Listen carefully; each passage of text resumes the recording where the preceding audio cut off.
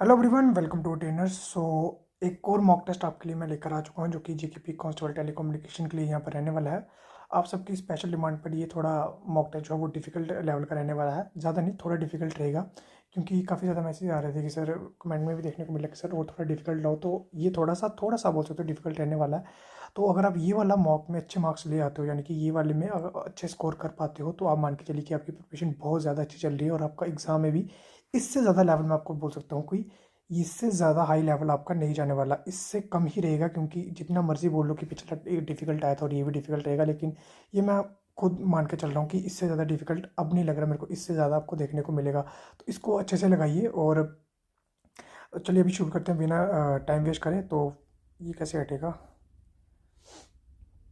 चलिए रहने दीजिए। अगला फर्स्ट क्वेश्चन है, what is the optimal height for short wave transmission towers. तो शॉर्ट वेव ट्रांसमिशन टावर की ऑप्टिमल हाइट कितनी होनी चाहिए? तो इसका आ जाएगा ऑप्शन नंबर सी, 60 मीटर यहाँ पर हाइट रहती है शॉर्ट वेव ट्रांसमिशन टावर्स की। आगे बढ़ते हैं और थोड़ा सा मैं पॉज भी लूँगा, 1 सेकंड 2 सेकंड का क्वेश्चन के बाद, क्योंकि आपको सोचने का टाइम मिल जाए जिससे आप कमेंट में भी कर पाओ आंसर।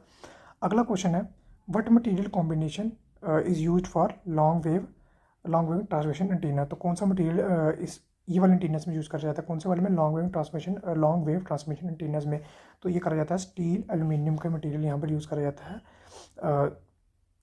किसमें? लॉन्ग वेव ट्रांसमिशन एंटीनास में। अगला क्वेश्चन है,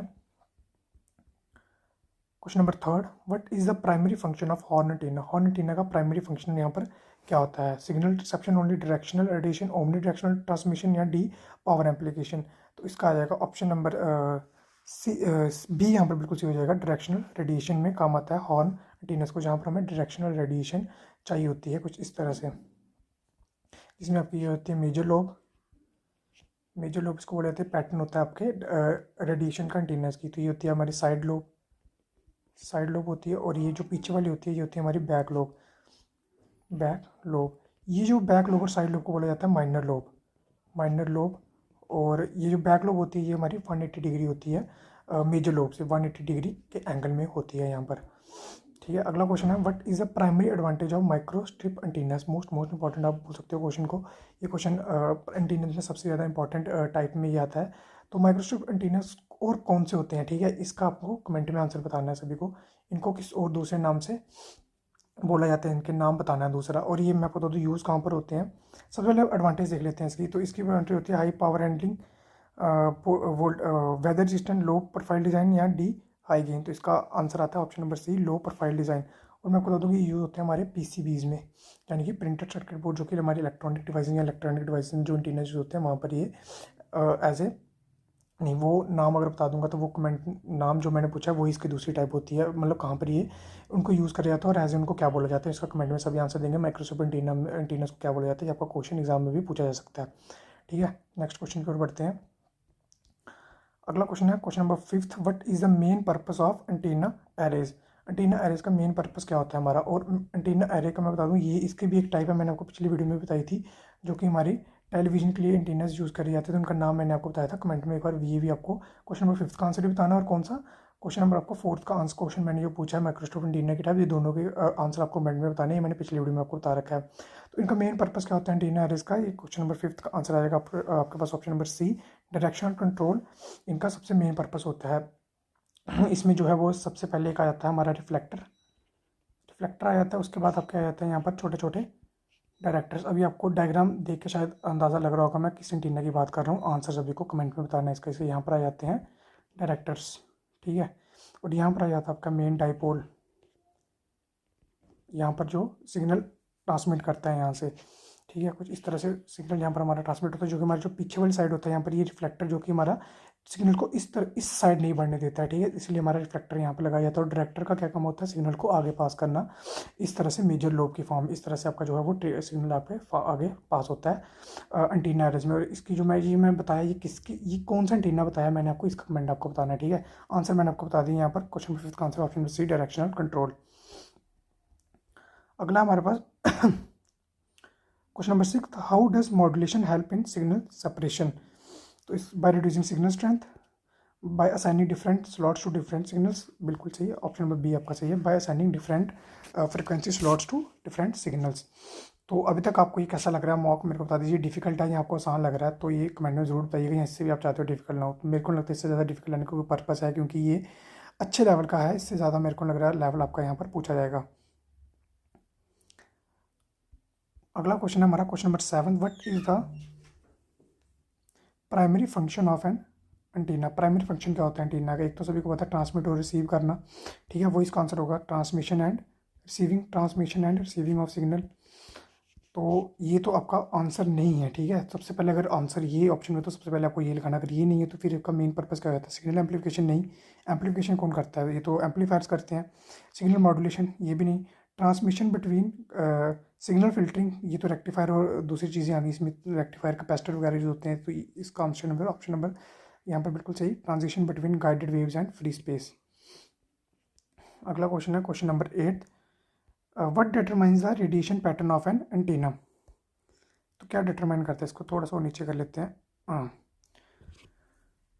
तो ये आ गया आपका ओनली द इलेक्ट्रिक फील्ड नहीं, only the magnetic field, only the power density नहीं ना। इसका आ जाएगा option number C, spatial pattern of electric और मैग्नेटिक फील्ड दोनों का यहाँ पर डिटरमाइन करता है पैटर्न ऑफ एंटीना, ठीक है। अगला क्या हमारे पास question number 9, the power density of an antenna is measured इन।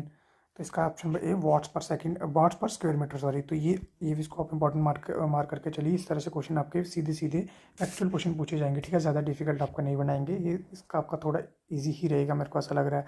अभी कांस्टेबल को देखते हुए थोड़ा सा मेरे को डर लग रहा है, लेकिन इससे अभी पहली बार एग्जाम, अभी ये कुछ बोल नहीं सकते, इसलिए मैं थोड़ा से डिफिकल्ट लाया। तो कोई बात नहीं, करते चलिए आप, अभी कर ही कह सकते हैं इसमें, ठीक है। तो ये जे केसेस भी बिल्कुल अनप्रिडिक्टेबल से बिल्कुल एग्जाम अभी आ रहे हैं, तो क्या बोल सकते हैं इसको लेकर? कोई कुछ बोल भी नहीं सकता, क्योंकि सिलेबस में तो था ही जो डाला था उन्होंने।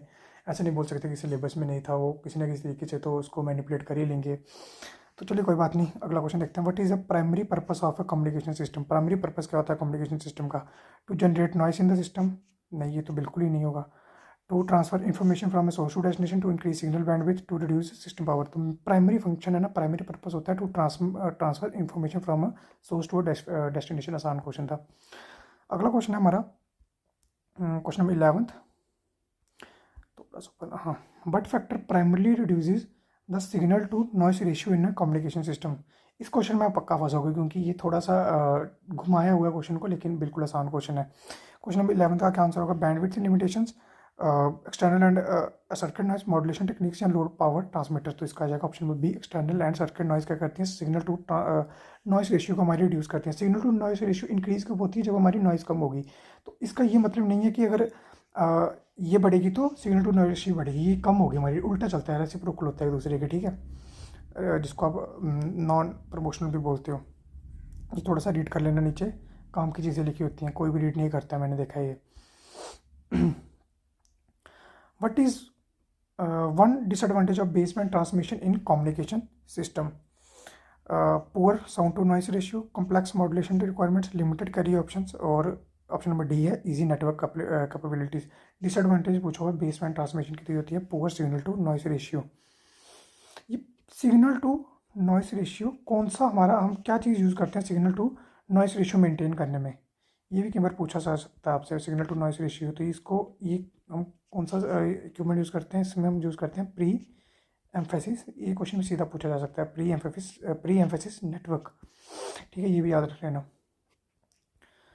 क्वेश्चन नंबर 13 आगा अगला, which modulation method improves channel bandwidth utilisation, ठीक है। तो कौन सा हमारा मॉड्यूलेशन मेथड इंप्रूव करता है channel bandwidth utilisation? Option number A amplitude modulation, option number B frequency division multiplexing, frequency modulation या करियर सप्रेशन। तो ये हमारा यूज़ करता है frequency division multiplexing.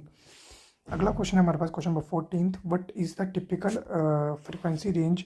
Frequency range से आपका एक नया क्वेश्चन पक्का देखने को मिलेगा। तो ये जितनी भी फ्रीक्वेंसीज हैं, VHF, UHF और HF, ये सारी फ्रीक्वेंसी याद करके जाएगा। इनमें से एक नया क्वेश्चन पक्का मिलेगा। जैसे हम टेलीविजन में कितनी फ्रिक्वेंसी यूज़ होती है, मोबाइल कम्युनिकेशन में, ये सारा इनमें से एक नया क्वेश्चन आपको पक्का देखने को मिलेगा। बैंडविड्थ कितनी रहती है, डायरेक्ट क्वेश्चन आपको इसके रिलेटेड देखने को मिलेगा ही मिलेगा। तो इसका आ जाएगा ऑप्शन नंबर ए, यहाँ पर बिल्कुल सही हो जाएगा। 3 to 30 नहीं, हर्ट्स नहीं, किलो हर्ट्स है ना, ठीक है, ये होगा ऑप्शन नंबर ए ही इसका आंसर रहने वाला है। मैंने हर्ट्स पढ़ लिया था।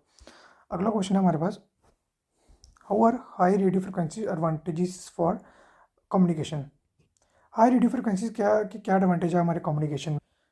तो इसकी सबसे जो मेन एडवांटेज है, they penetrate the ionosphere for space communication. बिल्कुल ऑप्शन बी आपका सही यहाँ पर रहने वाला है। क्वेश्चन नंबर 16 है, which statement is true about baseband system in networking. तो कौन सी स्टेटमेंट यहाँ पर ट्रू रहने वाली है अबाउट बेसबैंड सिस्टम, तो ये रहेगी ऑप्शन नंबर सी आपका, same assess control is necessary for effective networking in baseband systems. यहाँ पर ये रीड जरूर करना, इसके रिलेटेड मैंने इंपॉर्टेंट यहाँ पर लिखा हुआ है। नीट प्रिवेंट इंटरफेरेंस को प्रिवेंट करता है और efficient operation in baseband network system. Question number 17 था आगे। हाँ, what is the velocity of an electromagnetic wave in free space. तो ये आपकी जो स्पीड ऑफ लाइट होती है ना, तो उसी के बराबर हमारी इलेक्ट्रोमैग्नेटिक वेव की स्पीड होती है फ्री स्पेस में। तो स्पीड ऑफ लाइट क्या होती है, 3 × 10⁻⁸ मीटर पर सेकेंड। ठीक है, तो ये जो आपका इसका ऑप्शन मैच करेगा वो लगा लेना। अगला क्वेश्चन हमारा, what is the relationship between frequency and wavelength in free space.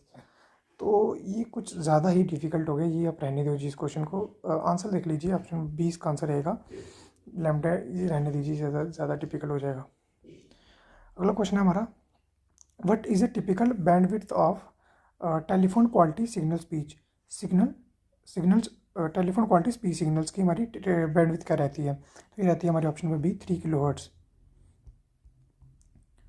What does a term bandwidth refer to in communication system.